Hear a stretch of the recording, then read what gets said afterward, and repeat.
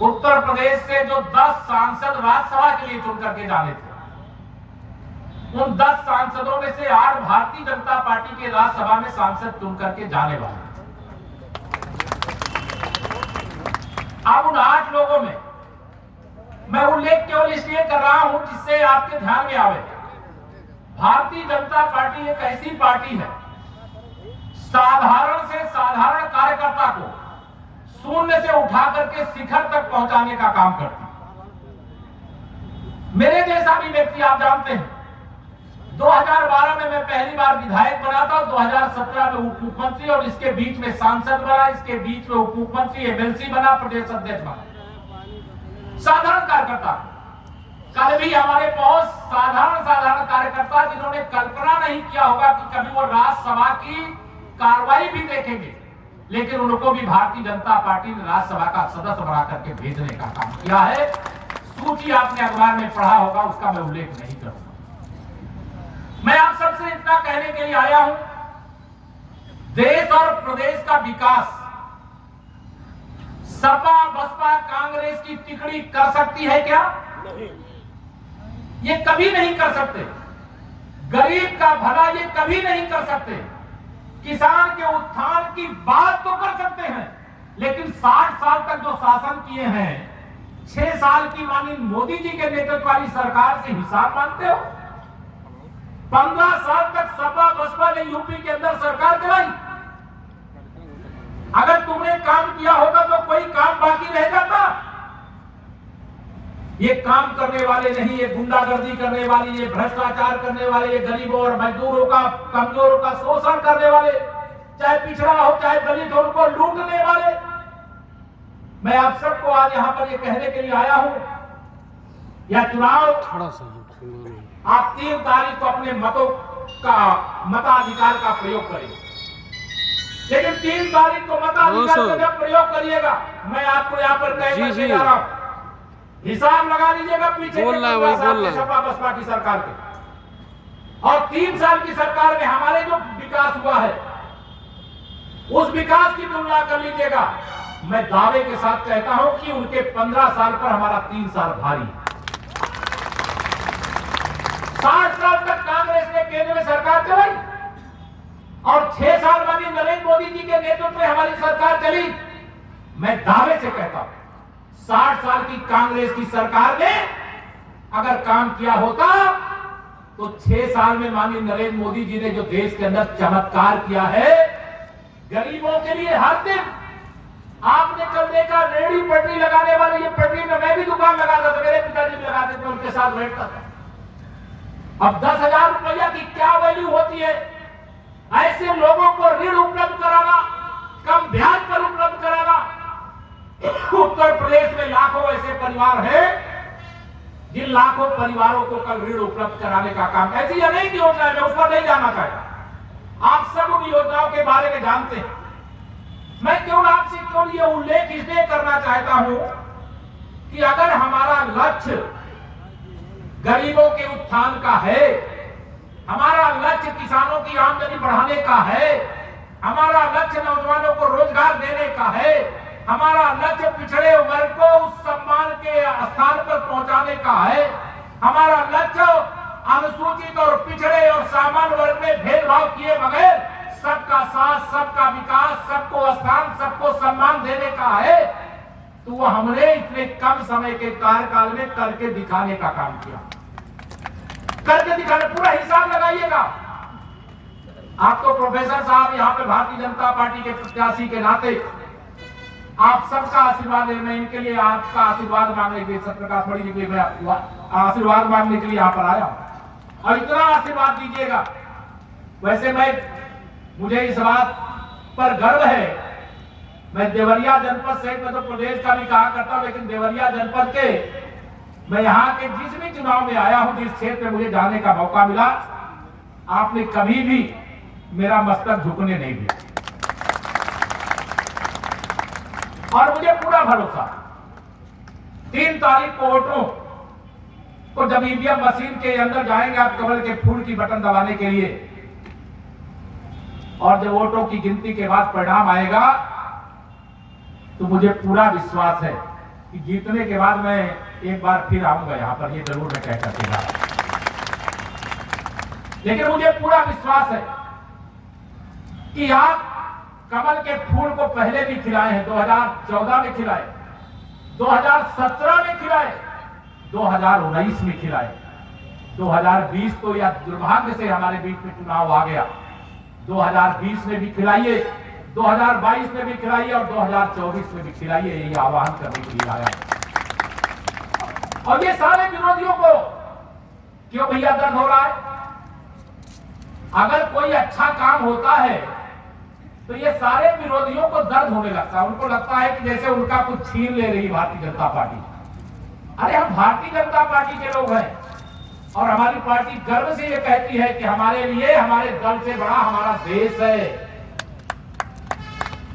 और ये जितनी भी पार्टियां खिलाफ में लड़ रही हैं, आप उनके बारे में पता कर लीजिएगा, उनके लिए देश से बड़ा दल भी नहीं है, देश से बड़ा व्यक्ति है, व्यक्ति के बाद दल है। और हमारी पार्टी के लिए क्या है?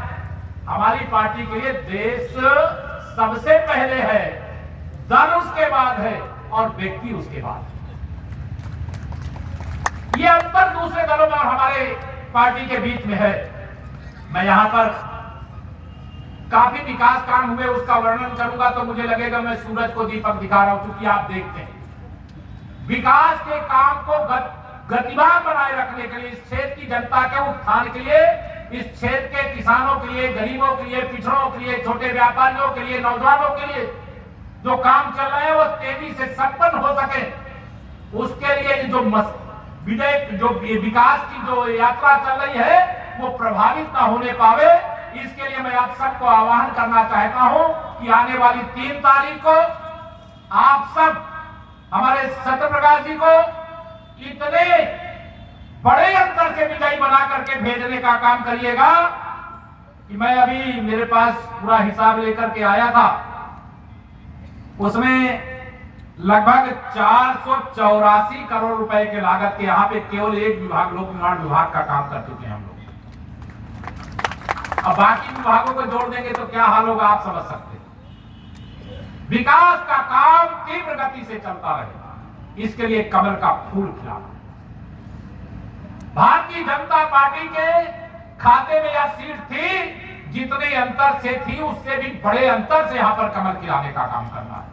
और मैं अपने सभी यहां पर कार्यकर्ता साथियों से भी निवेदन करूंगा, वैसे बड़ी शक्ति के साथ सभी वरिष्ठ नेताओं के साथ आप लगातार परिश्रम की पराकाष्ठा कर रहे हैं। हमारी माताएं बहनें भी सब लगी हुई है, मुझे सब यहाँ पर सबकी सूची है, मैं नाम नहीं लिया हूं, लेकिन सबका आह्वान करना चाहता हूं।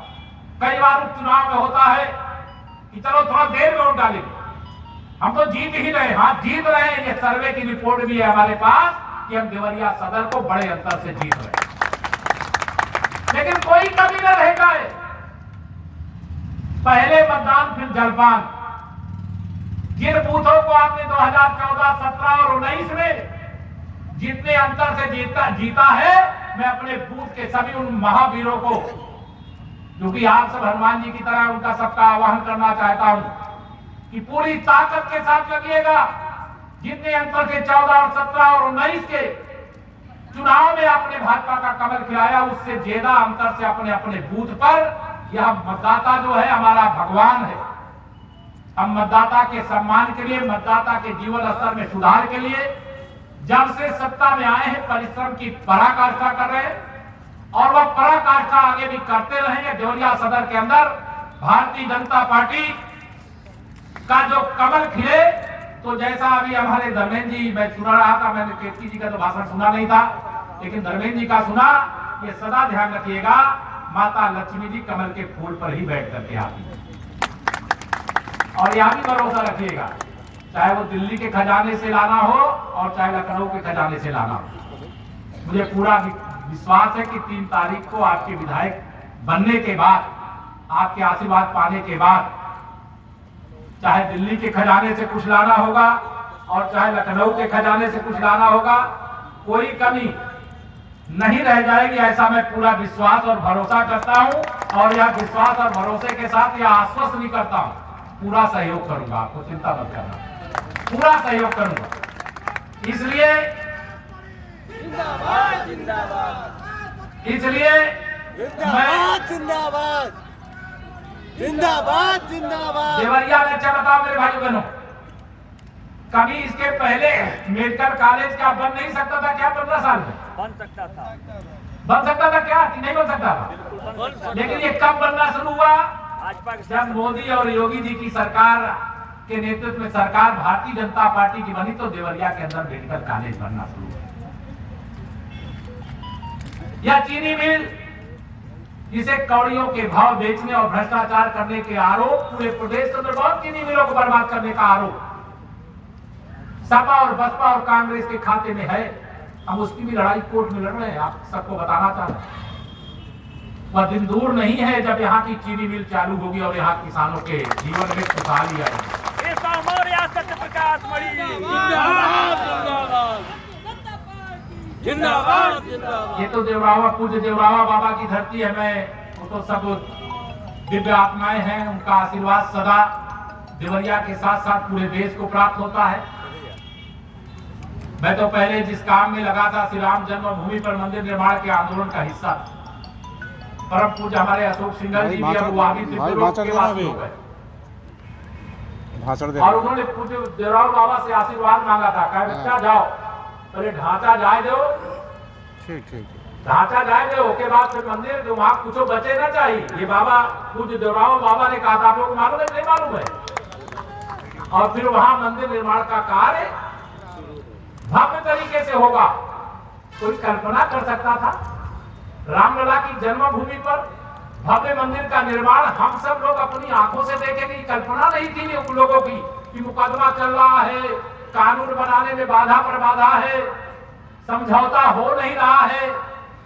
लेकिन जब मोदी जी के नेतृत्व में केंद्र में भारतीय जनता पार्टी की सरकार हुई तो देश की सर्वोच्च अदालत का फैसला और राम मंदिर निर्माण की शुरुआत हुई। भारतीय जनता पार्टी जिंदाबाद जिंदाबाद। हाल ही इसी पूर्वांचल के लाल हैं, जम्मू कश्मीर के उपराज्यपाल हैं। मैं नहीं जानता यहाँ के अखबारों में छपा के लिए, मैं लखनऊ पढ़ करके आ रहा हूँ कि अब जम्मू कश्मीर से धारा 370 और 35 से हटने के बाद यह अधिसूचना वहां जारी हो गई है कि अगर देवरिया वाला भी कोई जा करके जम्मू कश्मीर में जमीन खरीदना चाहता है तो वहां जमीन खरीद सकता है। पहले देश के राष्ट्रपति जमीन नहीं खरीद सकते। सीमा पर संघर्ष तो हमारा सदा होता रहा है, चाहे वो पाकिस्तान के साथ चाहे चीन के साथ। लेकिन जो कांग्रेस के लोगों के पास बोलने की औकात नहीं थी, वह माननीय 56 इंच के सीने वाले माननीय मोदी जी के नेतृत्व में जब सरकार है तब वो बोल रहे हैं। अरे जो 62 में लोगों ने गंवाया था मेरे भाइयों बहनों, बहुत सारी चोटियों पर मेरे भारत के वीर बाबरों ने, जवानों ने वहां तिरंगा फहरा दिया। भारतीय जनता पार्टी जिंदाबाद जिंदाबाद। नहीं जाना चाहता सर्जिकल स्ट्राइक और एयर स्ट्राइक पे, लेकिन अगर आज इसका जवाब पत्थर से देने का जो मौका देश के वीर जवानों को मिला है तो आपके आशीर्वाद से, अगर आपने कमल नहीं खिलाया होता देश के अंदर तो जब चीन हमारी जमीन पे कब्जा करता, दुनिया के सामने भारत का नेतृत्व उस समय जो कांग्रेस की अगुवाई वाला रहता था वो गिड़गिड़ाता। लेकिन जब कमल का फूल खिला, आपने मोदी जी के नेतृत्व में देश की सरकार बनाई तो आज चीन और पाकिस्तान गिड़गिड़ा रहे हैं और भारत दहाड़ रहा। इसलिए आप सबका आह्वान करना चाहता हूं मेरे भाइयों बहनों, हम देश के, प्रदेश के ये सारी साजिशें, सारे विरोधी मिलकर के देश और प्रदेश का माहौल खराब करने की भी कोशिश करेंगे। लेकिन आप भरोसा रखना, ये भारतीय जनता पार्टी का कमल है जो सुशासन का प्रतीक है। इन विरोधियों के मनोबल को कभी बढ़ने मत देना। या विरोधी अगर प्रदेश के और देश के हित में काम किए होते, इतिहास के पन्ने खोल लीजिएगा तो जरूर आप इनको अवसर देते। और इनका मनोबल नहीं बढ़ने दे रहा, इनके मनोबल को तोड़ देने का काम कर रहा है। और संयोग से 2022 से पहले यह दुर्भाग्य है, हमारे यहाँ के जो लोकप्रिय विधायक थे वह नहीं रहे और उसके कारण से उपचुनाव है। और इस उपचुनाव में मैं आप सबको अपील और आह्वान करता हूं कि आने वाली 3 तारीख को, बताइए कमल के फूल की बटन दबेगी, जय श्री राम, बता दीजिए पक्का 2017 से बड़े अंतर से देवरिया सदर विधानसभा से हमारे सत्यप्रकाश जी को विजयी बना करके भेजेंगे। दोगुने अंतर से, दोनों हाथ उठा के बताइए। दोगुने अंतर से। मैं आप सबको मैं भी आश्वासन दे रहा हूं, वादा कर रहा हूं, आप विजयी बनाने का काम आपके जिम्मे है। और जो विरोधी गरीबों के, किसानों के, मजदूरों के, कमजोरों के, दलितों के, पिछड़ों के साथ अन्याय करने के अपराधी हैं, उनको सबक सिखाने का काम करेंगे। और वादा है आपको, यहाँ विकास जिस गति से चल रहा है, जिस तीव्र गति से चल रहा है, उसे और तेज करने में कोई कमी नहीं रह जाने देंगे। आपको भरोसा दिलाते हैं। इस भरोसे के साथ आने वाली 3 तारीख को जाइएगा सब कुछ भूल, याद रखिएगा नरेंद्र मोदी और कमल का नरेंद्र मोदी तारीख को ईवीएम मशीन कमल के फूल से लबालब हो जाएगी। जी, मान के जाऊंगा एकदम। मेरे भाइयों बहनों, मैंने पहले भी ये कहा है, आप मेरा जरा मस्तक ऊंचा कर देना, मैं आपका मस्तक ऊंचा कर दूंगा, भरोसा दिलाता हूँ। बहुत बहुत धन्यवाद।